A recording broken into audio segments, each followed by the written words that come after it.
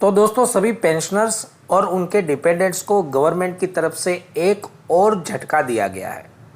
जैसे कि आप देखते ही आते होंगे कि दिन भर दिन कोई ना कोई ऐसी खबर आती रहती है जो कि जवानों और उनके परिवारों के वेलफेयर की कटौती को लेकर होती है। इस वीडियो में भी आज एक ऐसी ही खबर है और यह खबर बहुत ही ज़्यादा महत्वपूर्ण है कि आप सभी को इसके बारे में पता चलना चाहिए। अगर आप पेंशनर्स हैं और आप ईसीएसएच के द्वारा अपने ट्रीटमेंट कराते हैं तो आपके पॉलीक्लिनिक्स में एक नोटिस लगा होगा, और अगर पॉलीक्लिनिक्स में नोटिस नहीं लगा है और वहाँ पर अगर व्हाट्सएप ग्रुप वगैरह आपके पास है तो उन ग्रुप्स में भी क्लिनिक की तरफ से एक मैसेज आपको मिला होगा जो मैं आपको स्क्रीन पे दिखा रहा हूँ। इसमें सभी ईसीएसएच प्राइमरी लाभार्थियों को सूचित किया जाता है कि 1 अगस्त से 31 अक्टूबर 2022 के बीच में निम्न डॉक्यूमेंट ईसीएसएच पोर्टल में अपलोड करें। और देखिए लास्ट में लिखा है कि ऊपर बताए गए डॉक्यूमेंट्स अपलोड नहीं करने पर 1 नवंबर 2022 से कार्ड ब्लॉक होने शुरू हो जाएंगे। अब ये डॉक्यूमेंट क्या है और इस खबर का संबंध सीधा कहाँ से है वो भी मैं आपको बताता हूँ। एक लेटर प्रकाशित हुआ है जिसमें ये बताया गया है कि ईसीएसएच के लाभार्थी यानी कि अगर किसी एक सर्विसमैन के डिपेंडेंट्स ईसीएसएच की फैसिलिटी लेते हैं तो उनको अब साल में एक बार अपना जीवन प्रमाण पत्र भी जमा करना होगा और अपना इनकम सर्टिफिकेट भी जमा करना होगा। अब इसके क्या क्या रूल्स रेगुलेशंस है वो भी मैं आपको बता देता हूँ। सबसे पहली बात करते हैं इनकम सर्टिफिकेट के बारे में। तो इसमें साफ तौर पे कहा जा रहा है कि आपको इनकम सर्टिफिकेट जमा करना होगा। अगर आपके डिपेंडेंट्स पैन कार्ड यूज़ करते हैं तो 26AS एक फॉर्म होता है, वो पिछले 2 साल का जमा करना होगा।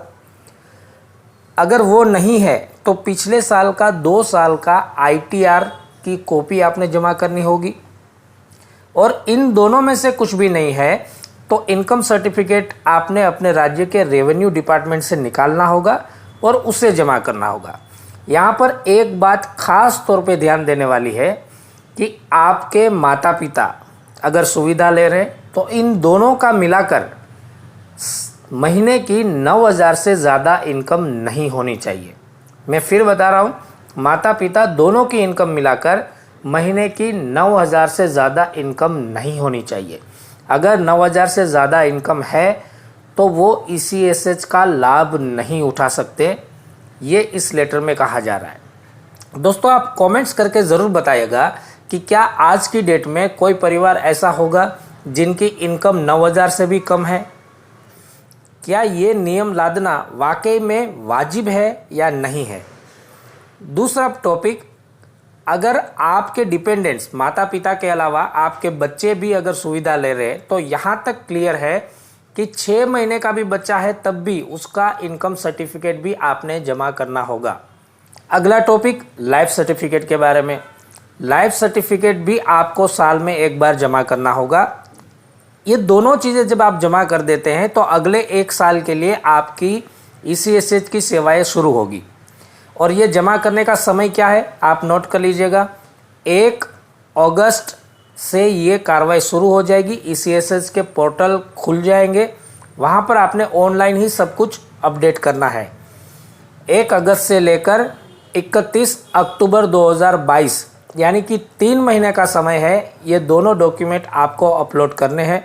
इन 3 महीने के समय में अगर ये डॉक्यूमेंट्स अपलोड नहीं हो पाए तो 1 नवंबर से आपके डिपेंडेंट्स के कार्ड ब्लॉक कर दिए जाएंगे। अब दोस्तों ये खबर बताने का तात्पर्य यह है कि कई सारे हमारे भाई ऐसे होंगे जिनको ईसीएसएच पोर्टल में यूज़र नेम और पासवर्ड याद नहीं होगा क्योंकि अभी तक ज़रूरत नहीं पड़ी थी। कई जगह पर ऐसी प्रॉब्लम आएगी कि जब आप रेवेन्यू डिपार्टमेंट से इनकम सर्टिफिकेट निकालने जाएंगे तो वो मदर लैंग्वेज में निकाल के देंगे। हो सकता है कि पोर्टल में उसको एक्सेप्ट ना किया जाए, इंग्लिश या हिंदी फॉर्मेट में एक्सेप्ट किया जाए। इस तरह की कई सारी प्रॉब्लम्स आपको आ सकती है। तो इस प्रोसेस को पूरा करने के लिए आप अभी से अपने आप को मेंटली प्रिपेयर कर लीजिए और कमेंट्स करके ये चीज़ें ज़रूर बताइएगा कि ये जो कुछ भी नियम हो रहे हैं वो सही है या गलत है। और इस महत्वपूर्ण जानकारी को अपने तक सीमित मत रखिएगा। आप अपने सभी दोस्तों के साथ और सभी जानकारों के साथ इस वीडियो को शेयर कीजिएगा ताकि सभी को सही टाइम से अपना प्रोसेस पूरा करने का मौका मिल सके और उनको जानकारी पहुंच सके। नमस्कार, जय हिंद।